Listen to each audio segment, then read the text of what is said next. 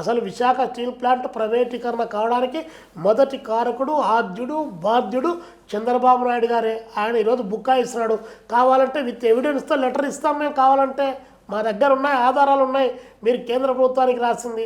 కాబట్టి ఇక్కడ గట్స్ లేవనే దానికి ఇంకొక ప్రత్యక్ష నిదర్శనం.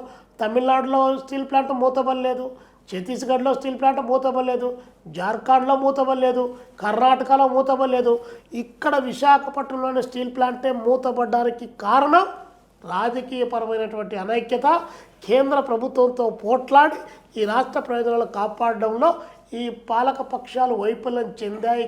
కాబట్టే ఈరోజు మనకు నష్టం జరుగుతుంది. నరేంద్ర మోడీ గారిని భుజాన ఎత్తుకొని వాళ్ళ ప్రభుత్వం చేసే ప్రతి అప్రాచ్య పని పొగిడేటువంటి పనిలో ఉన్నాడు. పొగడకపోతే అసలు కుర్చీలపైన కూర్చుంటామో లేదో అనేటువంటి దశలో ఈరోజు ఆ స్థితికి తెలుగుదేశం పార్టీ నాయకత్వం, కూటమి ప్రభుత్వం కిందికి దిగజారిపోయిందనే చెప్పాలి.